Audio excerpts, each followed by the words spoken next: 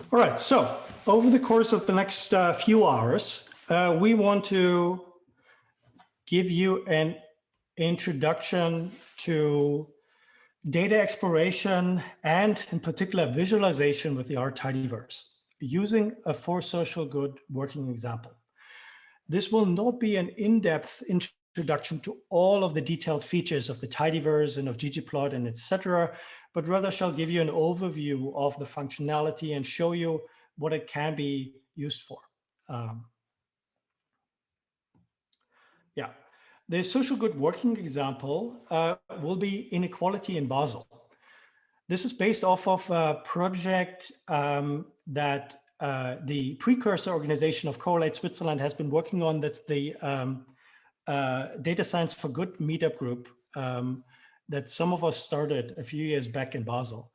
And that meetup group got data from the city of Basel with a task to analyze and visualize how inequality has been developing in Basel's quarters. So we have 21 quarters in Basel, you see here.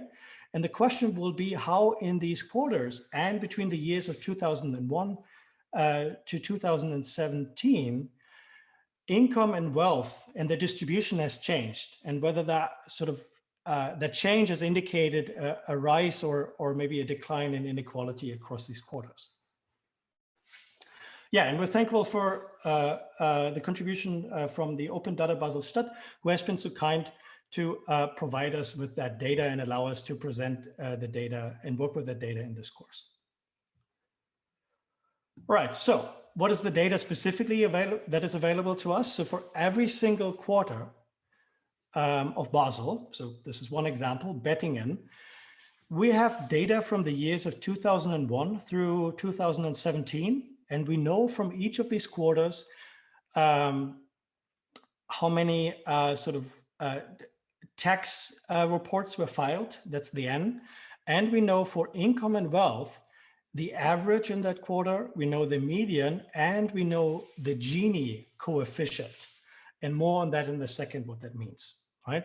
So we will have 7 variables, the N, and then 3 variables on income, the mean, the median, and the Gini, and 3 variables on wealth, the mean, the median, and the Gini. Why do we work with these variables? The reason is that using these variables, we can look at sort of a particular kind of change that one would expect to happen, or that is often happening for income and wealth distributions, and that is that it could be some kind of rich get richer dynamic. Rich get richer dynamic means that people that already have a lot of income or have a lot of wealth, they're more likely to increase their wealth than people that don't have that level of income or wealth. And the result will be, as you can see in this animation here, that the distribution will sort of shift to the right. It could be that everyone gets more income or more wealthy, but that the right tail will move faster than the bulk of the distribution. So the distribution will become increasingly right skewed over time. And if that's the case, then this has a particular implication for the relative position of the mean and the median of that distribution. And that's because the mean, but not the median, is sensitive to outliers. So the mean will be drawn a lot towards sort of the increase here on the right-hand tail, whereas the median will not. So that means when we see in the distribution of income and wealth in Basel, that the mean and median will diverge in that way, then that's an indication that the distribution has changed in that particular way. Another way to look at that is in terms of the Gini, which is very much related, at least in this case, to the divergent mean and median. The Gini is calculated based off sort of cumulative distribution of income in the population. So one can visualize it this way. We have here on the x-axis the fraction of a population, right? So this is the first percentile, the 25th percentile, 75th percentile, 100th percentile, right? So this is just sort of everyone in a particular quarter lined up according to their income. And then we look at what the cumulative share of income is. If everybody has the same income, then the cumulative share of income will just be the identity function, and we would see in such a line. If it's the case that a few people have a lot more income than other people, then we will see that since this is ordered according to income, that here in the later parts of the percentile distribution will have a lot more, which will result in the line that's sort of curved this way. And the Gini coefficient essentially just is the area here. So Gini of 0 is equivalent to basically the identity line, is equivalent to completely equal distribution of income or wealth, whereas this a Gini of 1, which would be sort of this entire triangle here, would be equivalent to just a single person having all, or a single household having all of the income or all of the wealth, right? Which is unlikely. But yeah, we do see in reality sort of some spread, and some cities, some countries will have smaller or larger Ginis. We're now in particular interested, how does the Gini look like then for different quarters, and how has it developed over time?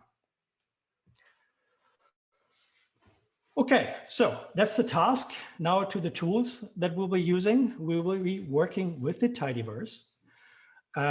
Based off the survey that many of you graciously have filled out, we know that a lot of you people are already familiar with the Tidyverse, but to quickly rehash, the Tidyverse is a collection of user-friendly R packages for analyzing tidy data. And tidy data just means rectangular data, the data you're most likely used to. It's the kind of data that you may see in a Google spreadsheet or in an Excel spreadsheet, and probably also the kind of data that you mostly read into R when you're working with R.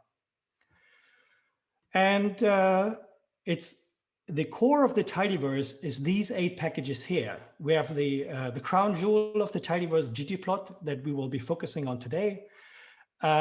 We have sort of the next best thing in the Tidyverse, dplyr, which is used for data organization, transformation, and summaries. And we look a little bit into that as well. There's string R for simple text analysis, read R for reading and text, Tibble for an alternative, a leaner version of the data frame, tidyr, which is essentially a helper package to dplyr to allow for data transposing, purr to allow for functional programming, and for cats to handle factors. Yeah, so that's the core of the Tidyverse. But these days, the Tidyverse is more far-reaching. I think it's also valid to speak of the Tidyverse as an ecosystem for analytics and data science with common design principles.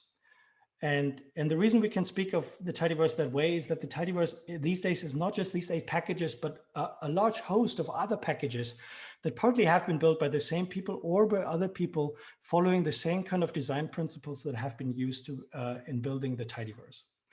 And one could even go as far to say that by now the Tidyverse is a bit of a dialect in R, because we have sort of slightly different coding principles than we used to in base R. We have different naming principles, etc. And we'll look at these things. Yeah, the other tool we'll be using, again, we'll mainly focus on ggplot, but we'll also look into some of these other packages a little bit because we need them to get the data into the right shape before we can get cracking with plotting the data. The other tool we'll be using is RStudio. And I'm sure most of you people are already available with RStudio. And you know that RStudio is a high productivity data science IDE. What maybe fewer of you people know is that RStudio is also a company. And it's the company behind the Tidyverse. So RStudio over the last few years, several years, is hiring a lot of data scientists and programmers in the R world. And the Tidyverse core packages, along with a lot of the other packages in the Tidyverse ecosphere, have been programmed by scientists working for RStudio. And that's largely a good thing, because that means that RStudio is really built for sort of working well with Tidyverse packages. But RStudio is increasingly also good for other purposes.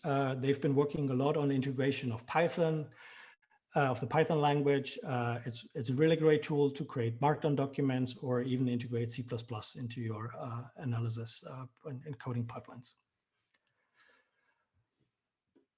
All right, so what's the schedule? What's the plan? We're currently here in our welcome to the Tidyverse. The next few blocks will be sort of composed of both presentation from myself. We'll give you a little bit of input, showing you how you can use Tidyverse packages to wrangle data, and then, which will be the first block, to use it to visualize data with an introduction to ggplot, how you can then style your plots with ggplot, and then at the end, how you can use ggplot and the SF package to create maps or map visualizations. And there will not only be an introduction by myself, but then about half of the time, hopefully more, depending on how, depending on my speed, hopefully more time will be dedicated to you guys actually working on exercises. So in a second, or I've already told you about the download link of the materials, and in a few slides, we will have another link where you can download materials, and these materials will include a few notebooks that will allow you to basically go through all of the stuff that I've been telling you about, to try it out for yourself, right? To create your own visualization, to style your own visualizations, to create maps, etc. At the very end, then we have, I will give you a few pointers of a lot of the cool things that you would also be able to do with the Tidyverse, but we don't have the time to talk about. And finally, we will tell you a little bit more about CorrelAid Switzerland and other kinds of organizations that are behind this workshop today. So stick around for that. Okay, so if you haven't done so already, please click on this link or the materials link on the course page. That will start a download, and it will download a zip file. And this zip file contains a folder with a couple of subfolders containing notebook files and data sets, and an RStudio project file. And after the next presentation, we'll get back to that. I will ask you to start RStudio from the project file, and then I will briefly show you how you can use these notebook files to basically try out all of these things that I'm presenting yourself.